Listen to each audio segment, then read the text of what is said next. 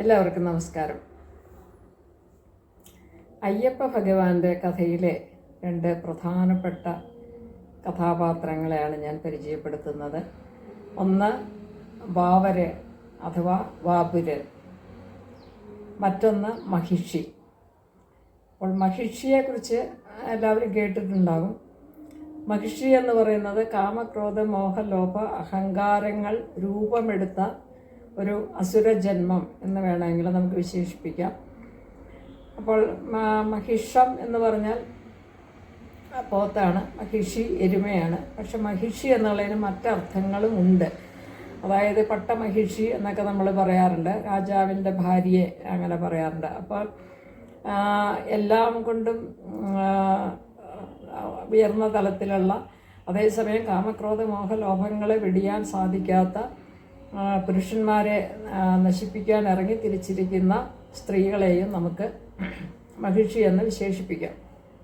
അപ്പോൾ ഈ മഹിഷി എന്ന് പറയുന്ന അസുരജന്മം സ്വർഗരാജ്യത്ത് ചെന്നിട്ട് അവിടെയുള്ള മനോഹരമായിട്ടുള്ള ധാരാളം കാഴ്ചകളൊക്കെ ഉണ്ടാവും. അതെല്ലാം നശിപ്പിക്കുകയാണ് ചെയ്യുന്നത്. ദേവന്മാരെ ഉപദ്രവിക്കുന്നു, അതുപോലെ ദേവസ്ത്രീകളെ ഉപദ്രവിക്കുന്നു. അപ്പം നല്ലതിനെയെല്ലാം നശിപ്പിച്ചുകൊണ്ട് കൂത്താടി നടക്കുന്ന ഒരു വർഗമായിട്ടാണ് ഈ മഹിഷി എന്ന് പറയുന്നത്. ഒരാളാണെങ്കിലും മഹിഷിക്ക് ഒരു പ്രത്യേകതയുണ്ട്. ആ മഹിഷിയെ പോലെ അനേകം പേര് വേഗം സൃഷ്ടിക്കാനുള്ള കഴിവുണ്ട്. അപ്പം മഹിഷി ഒരു ആളെ ദ്രോഹിക്കണമെന്ന് വിചാരിച്ചാൽ അനേകം മഹിഷിമാരെ സൃഷ്ടിക്കാനും മറ്റുള്ളവരെ ദ്രോഹിക്കാനും മഹിഷിക്ക് കഴിയും. അങ്ങനെ മഹിഷിയെ ഭയന്ന് ദേവന്മാർ കാട്ടിലൊളിച്ചു. അത് പമ്പാതീരത്തുള്ള കാട്ടിലാണ് വന്ന് പെട്ടതെന്നാണ് പറയുന്നത്. അവരാണ് പിന്നീട് പുലികളായിട്ട് അയ്യപ്പ കഥയിൽ പ്രത്യക്ഷപ്പെടുന്നതെന്നും പറയുന്നുണ്ട്. ഇനി അയ്യപ്പ ഭഗവാനാകട്ടെ, അയ്യപ്പ ഭഗവാനായി ജനിക്കുന്നതിന് മുമ്പ് തന്നെ ധർമ്മശാസ്താവായി ജന്മമെടുത്ത ആളാണ്, ഈശ്വരനാണ്. അപ്പോൾ ധർമ്മശാസ്താവിൻ്റെ ജന്മം എന്ന് പറയുന്നത് കലിയുഗം വരുമെന്നും കലിയുഗത്തിൽ ഇതുപോലെ ഈ മഹിഷിയെ കൊണ്ടുള്ള കഷ്ടപ്പാടുകൾ ജനങ്ങൾക്ക് സഹിക്കേണ്ടി വരുമെന്നും ലോകത്ത് കാമക്രോധ മോഹലോഭ അഹങ്കാരങ്ങൾ വർദ്ധിച്ചിട്ട് സ്ത്രീകൾ മുഖേന ഉണ്ടാകുന്ന കുറ്റകൃത്യങ്ങളും മറ്റു കാര്യങ്ങളും വർദ്ധിക്കുമെന്നും നമ്മുടെ ഋഷിമാർക്കറിയാമായിരുന്നു. അപ്പോൾ അതുകൊണ്ട് അവർ ഭഗവാനോട് പ്രാർത്ഥിച്ചിട്ടാണ് ഈ ഭഗവത് ചൈതന്യത്തിൽ നിന്ന്, ശിവൻ്റെയും മഹാവിഷ്ണുവിൻ്റെയും ചൈതന്യത്തിൽ നിന്ന് ധർമ്മശാസ്താവ് ജനിക്കുന്നത്.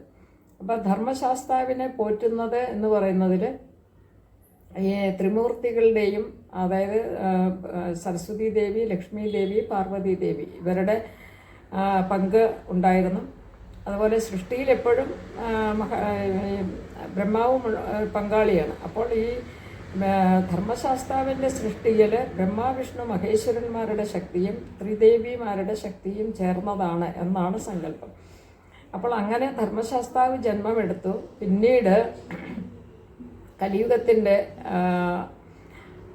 തീവ്രത വർദ്ധിച്ച് വരുന്നതിനനുസരിച്ച് അദ്ദേഹത്തിന് മഹിഷി ഒരു വരം വാങ്ങിയിരുന്നു. മഹിഷിയെ തോൽപ്പിക്കണമെങ്കിൽ 12 വയസ്സുള്ള ഒരു യുവാവിന്, 12 വയസ്സെന്ന് പറയുമ്പോൾ യുവത്വം ആവില്ല, ബാലകനായിരിക്കണം.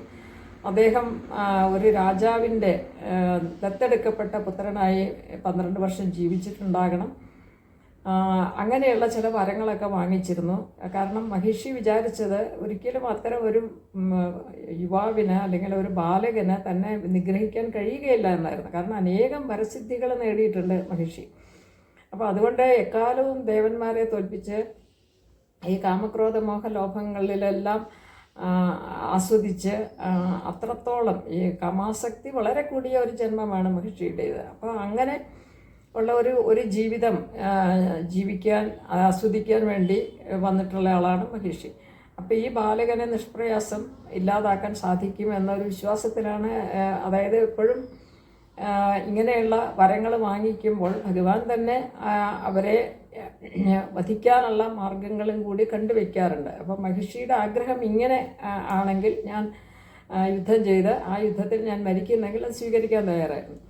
അപ്പോൾ അങ്ങനെ ഈ അയ്യപ്പസ്വാമി വന്ന ജന്മമെടുക്കുന്നു. 12ാമത്തെ വയസ്സിൽ അദ്ദേഹം മഹിഷിയെ നിഗ്രഹിക്കാനായിട്ട് സ്വർഗലോകത്തിലേക്ക് പോകുന്നു.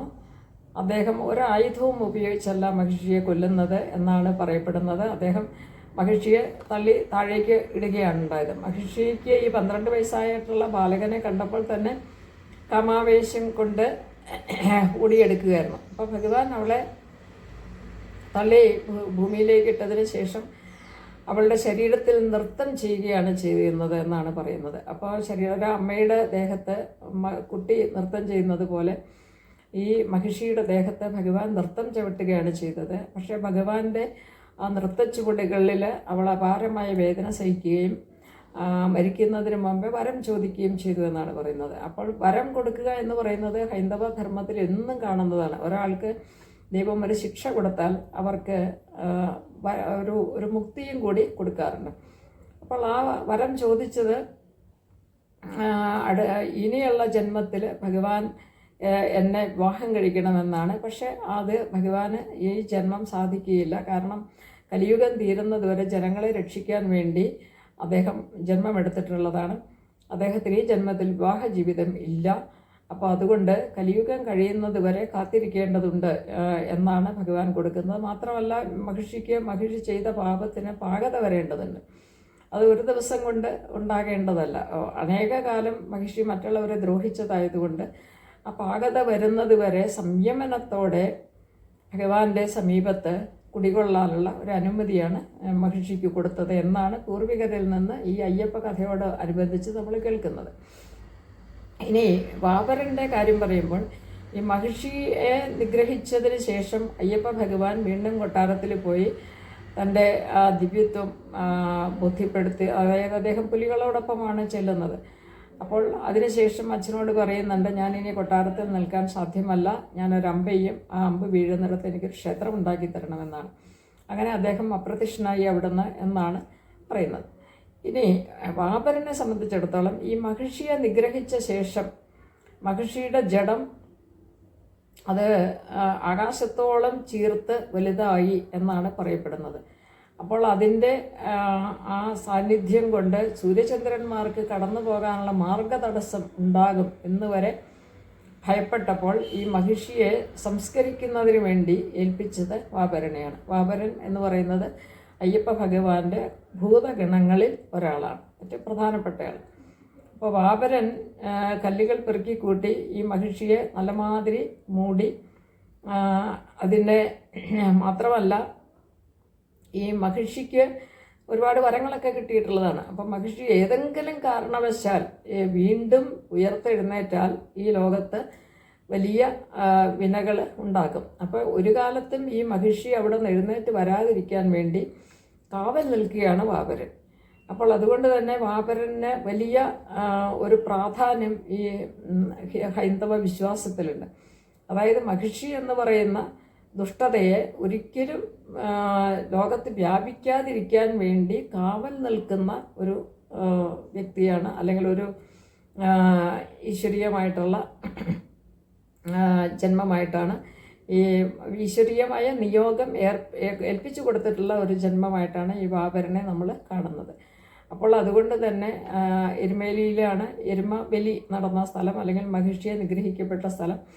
അവിടെ എത്തുമ്പോൾ ഭക്തന്മാർ ആഹ്ലാദിക്കുന്നു. കാരണം എന്താണെന്ന് വെച്ചാൽ ലോകത്ത് നിന്ന് ഈ മഹിഷിയുടേതായ തിന്മകളെ, കാമക്രോധ മോഹ ലോഭ അഹങ്കാരങ്ങളെ ജയിക്കാൻ വേണ്ടിയിട്ടാണ് ഭഗവാൻ ശബരിമലയിൽ കുടിയിരിക്കുന്നത്. അപ്പോൾ ഭഗവാനെ കാണാൻ പോകുന്നതിന് മുമ്പ് ഈ മഹിഷിയെ നിഗ്രഹിച്ച സ്ഥലത്ത് അവർ ആഹ്ലാദ പ്രകടനം നടത്തുന്നു. അവിടെ എരുമേലി ധർമ്മശാസ്ത്ര ക്ഷേത്രത്തിൽ നിന്ന് അവർ ചെണ്ടകൊട്ടും മേളമൊക്കെ ആയിട്ട് ഈ മഹിഷിയെ നിഗ്രഹിച്ച് അടക്കിയ സ്ഥലത്തേക്കാണ് പോകുന്നത്.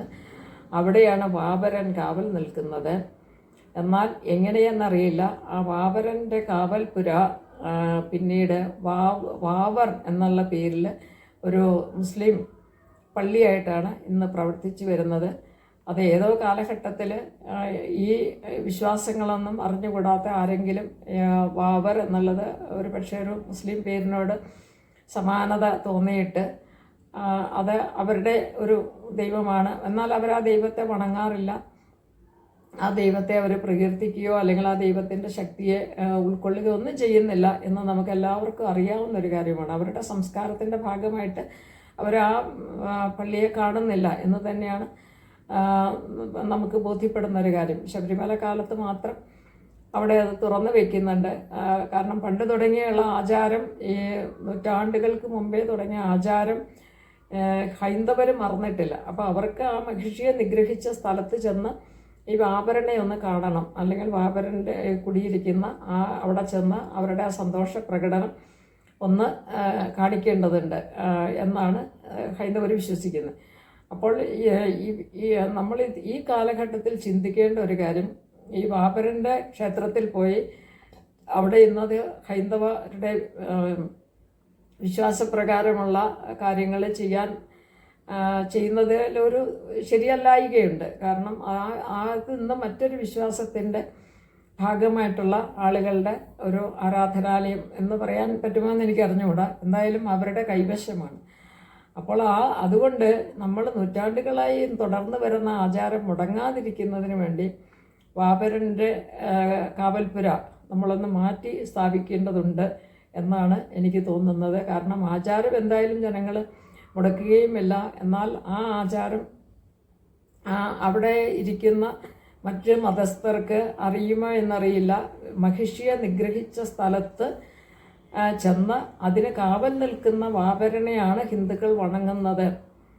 ഒരിക്കലും ഈ മഹിഷി തിരിച്ചു വരാതിരിക്കാൻ വേണ്ടി കാവൽ നിൽക്കുന്ന ആ കാവൽക്കാരനെ, കാരണം ലോകത്ത് ഒരുപാട് വിനാശമുണ്ടാക്കുന്ന ഒരു നെഗറ്റീവായിട്ടുള്ള എനർജിക്ക് അതൊരിക്കലും പുറത്തു വരാതിരിക്കാൻ കാവൽ നിൽക്കുന്ന ഒരു വാപരനെയാണ് നമ്മൾ വണങ്ങുന്നത് എന്ന കാര്യം അവർക്ക് അറിയുമോ എന്നറിയില്ല. പക്ഷേ ഹിന്ദുക്കളുടെ വിശ്വാസം ഇത് തന്നെയാണ്. അല്ലാതെ അയ്യപ്പൻ്റെ തോഴനോ അല്ലെങ്കിൽ അയ്യപ്പൻ്റെ കൂട്ടുകാരനോ അയ്യപ്പൻ്റെ തോളെ കൈയിട്ട് നടന്ന ആളോ ഒന്നും അല്ല വാപരൻ. വാപരൻ മാത്രമല്ല, അയ്യപ്പന് വേറെയും ഭൂതഗണങ്ങളുണ്ട് എന്ന് അയ്യപ്പൻ്റെ ചരിത്രം വായിക്കുന്നവർക്ക് അറിയും. ഹിന്ദുക്കളുടെ എല്ലാ ദേവതാ സങ്കല്പത്തിലും ഈ ഭൂതഗണങ്ങളുണ്ട്. ഭൂതഗണങ്ങൾ എന്ന് പറയുമ്പോൾ പഞ്ചഭൂതങ്ങളെ അടിസ്ഥാനപ്പെടുത്തിയിട്ടാണ് ഹിന്ദുക്കളുടെ മതത്തിൻ്റെ ഒരു ഘടന. അപ്പോൾ ഈ പഞ്ചഭൂതങ്ങളെ നിയന്ത്രിക്കുന്നതിന് ഏതൊരു ഈശ്വരനും അതിൻ്റേതായ ചില ശക്തികൾ ഉണ്ടാവും.